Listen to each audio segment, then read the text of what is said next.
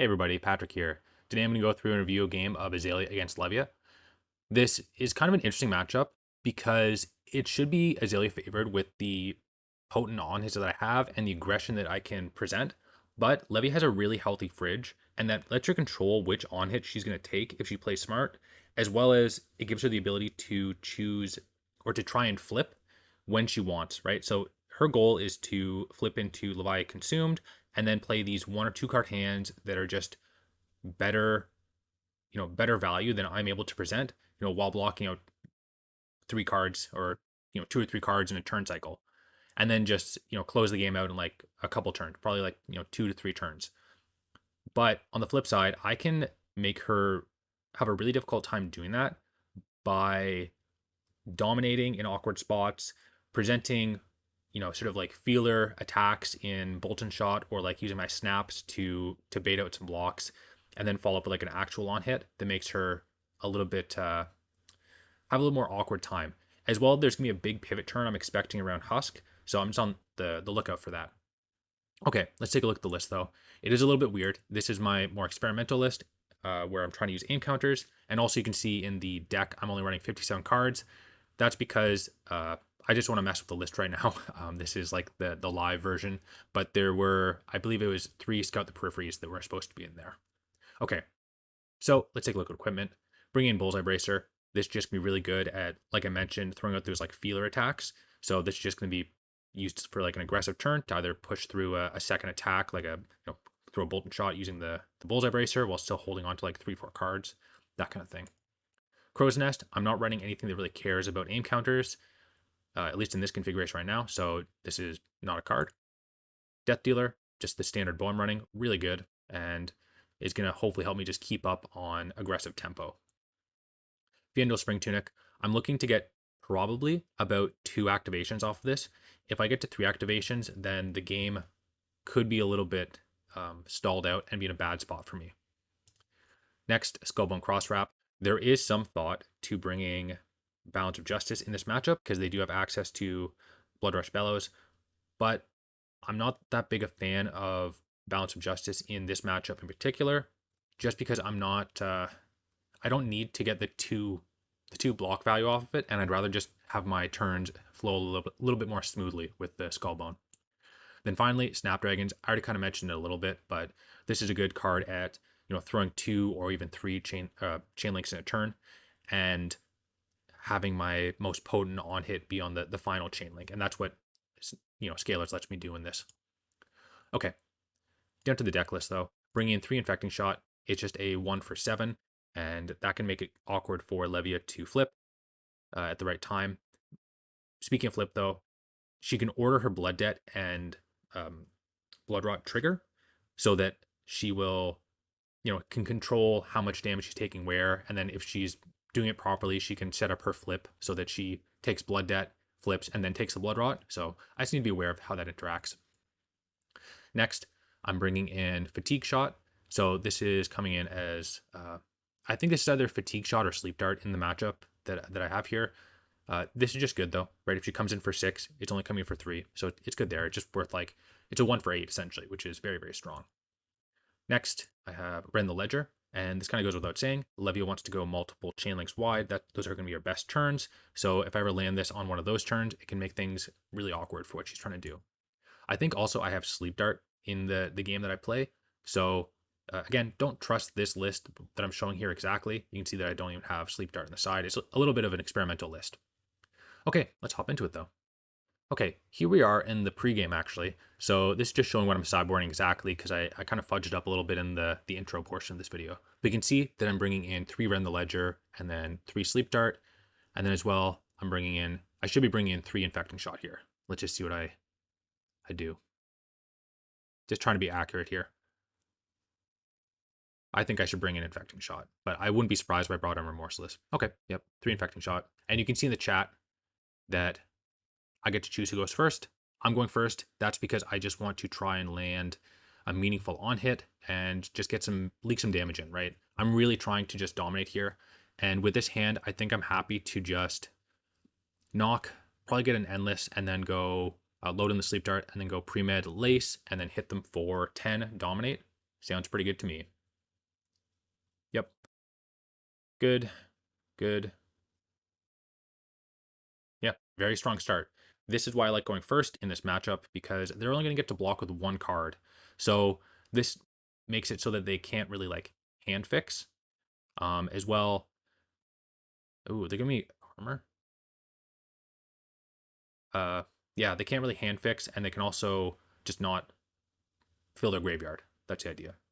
But you can see there, they get I get the agility, and they're just coming with claw. So are they gonna agile wind up here? I might have caught them in an awkward spot where they don't have any cards they can actually play, because that's what this is telling me. They don't have an attack they can actually swing in with. I am flooded a little bit with arrows, so I'm okay to just go, yeah, block with endless. See what else is going on here, because I might just want to go flip. I might just want to go like opt and then shoot the endless since I have an agility, and then like load in the bolt and shot, depending on what's on top. We'll see though. We'll see what I decide to do here. But yeah, on their side, I guess they just didn't have anything. I believe they paid into the Bloodrot. Yep. Oh, judge jury. Not bad. I could consider shooting the endless arrow, seeing if it hits or not, and then trying to get this with a dominate on it, right? Flipping off the top. I don't know if I like that though. I think I'm okay to just bottom this. It doesn't look. That's why judge jury is such an awkward card. Is just stuff like that happens where it's not really lining up with my hand. Like if I had more pumps, it would be good, but I think they just throw like, some equipment in front of it. If I came in for that for like 8, I wouldn't be surprised by a husk. That's not a bad trade though, so I don't know. I'm really not sold on that card. I think in the current iterations I've even taken it out. Maybe it was the correct thing to do there. Okay, yeah. Just blind flipping. Seems okay. I honestly think I probably should have just thrown the Honest Arrow, see what they do. This is fine though. Like I'm doing okay otherwise. The turn's gonna be kind of a little bit suspect maybe, because I don't have my Azalea ability, so I can't even knock here. I don't know. I should probably just put that on bottom, see if I draw an arrow. Yeah, I can see even here I'm like debating between the two. Okay, I put on the bottom. Hopefully I draw an arrow. I don't. Another Rain Razors. Whatever. Turn kind of sucked. I feel like I kind of flubbed it a little bit. I think I could have probably just used the knock to actually grab something meaningful. Yeah, I feel like I was kind of indecisive. So that was a pretty weak set of plays for me, honestly. Um, yeah, shame to watch that one back. I think I should have probably just, I could have probably just gone with the judge jury and then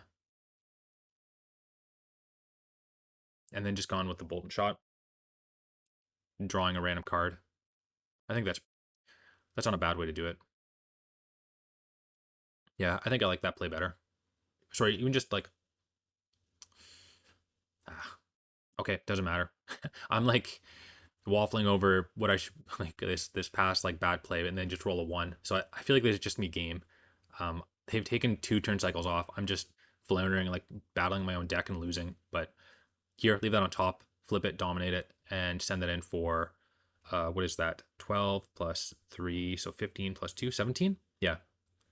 So leave that on top. I should definitely just send that in dominated.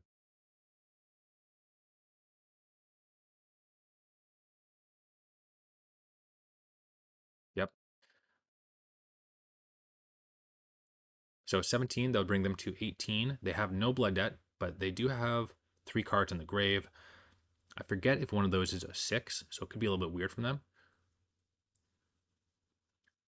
I don't know. I feel like they're on their side of the game, like their side of the table, they're in trouble. I don't think they've been having a good time of this. Right, they have 1 graveling in the yard. That's it. So they have 2 gravelings plus an apex. All right. Blood rush. What are they gonna do? Probably just go claw and maybe just attack, unless they have a 1 cost. But I don't think they would. Let's see what they do. This could be the comeback. Like, my hand's okay, but it's nothing stellar.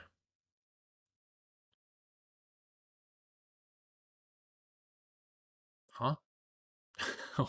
Why did they swing claw? Okay, they should have swung claw there. I feel like this is not great. Yeah, I'm not blocking that. I think I'm happy to just tunic, tunic bolt and shot, right?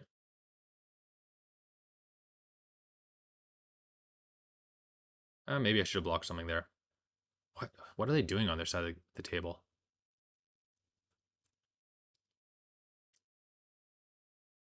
They were under inertia last turn as well.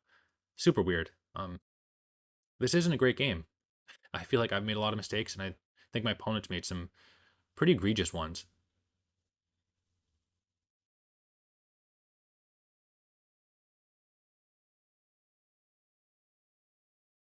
Yeah, just load in the bolt and shot.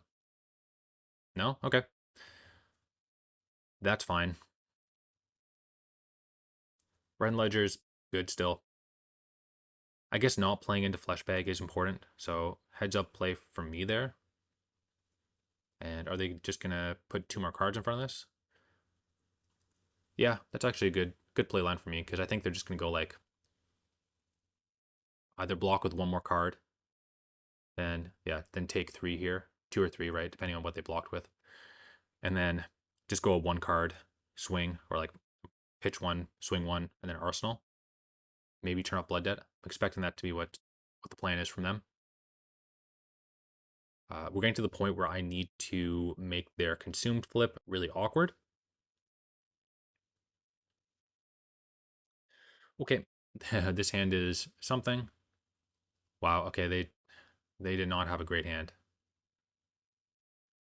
I'm just taking 9 though. I'm fine to just, yeah, probably leave that on top. It doesn't matter actually. So yeah, because I'm just gonna go knock here. I think the plan is to come in with Bolt and Shot, Rain Razors. If they flesh bag me, that's fine. It's a 1 in 3 for it to hit.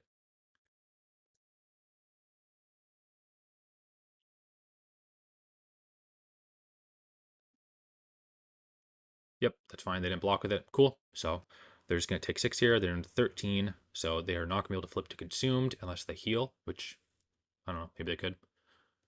Other than that, I'm going to be coming in for 2 plus 3 plus 3. So 8 plus 5. So 13 with a Ren the Ledger. I think Ren the Ledger is probably the best thing here. I do not have a Sleep Dart in the yard. So yeah. And then they're just going to take a bunch of Blood Debt.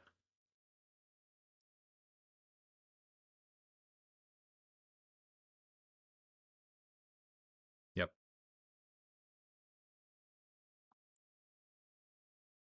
Looks good.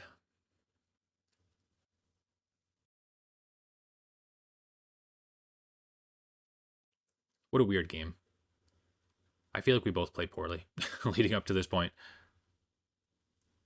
I get a blue Dread Screamer. Weird. Yeah, then Tunic, Ren the Ledger. I have a Ponder, so this is game winning. This is the game's, I feel like it's already won. Okay, that was just GG. Here we're in the post game. I was really hesitant to actually show this game after reviewing it, and that's because I think I played really poorly in a few turn cycles.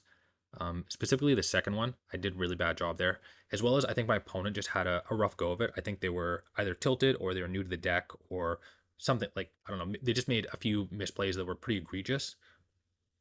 So I was hesitant to show this, but I think it is important to go through and review games and be sort of unabashed by looking at these games, right?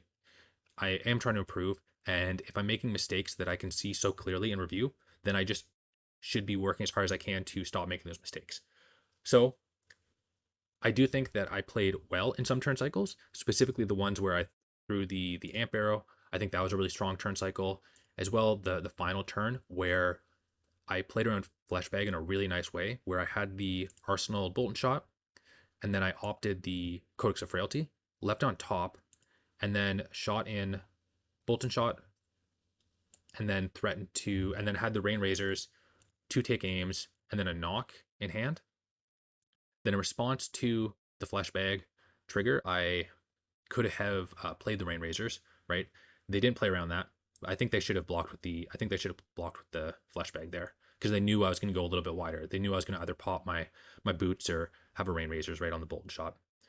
But I did play around it, and no matter what, I could have thrown a red in the ledger. I was either going to knock for something, or I was going to use one of the take aims to load in another card and then Codex of Frailty, like regardless of what they did. So I'm really happy with how I played around it. I think that was pretty tight, just keeping a few extra cards in hand to insulate myself against getting it flesh bagged. Other than that, yeah, it was kind of a crummy game, but like I said, do need to be sort of clear in looking at games that I play poorly and trying to improve them. Thanks for watching. If you had any questions about my choices in game, or you noticed something I could have done better, don't be shy to leave a comment. Also, check out the description for the deck list as well as a link to FaBrary. Thanks again, and until next video.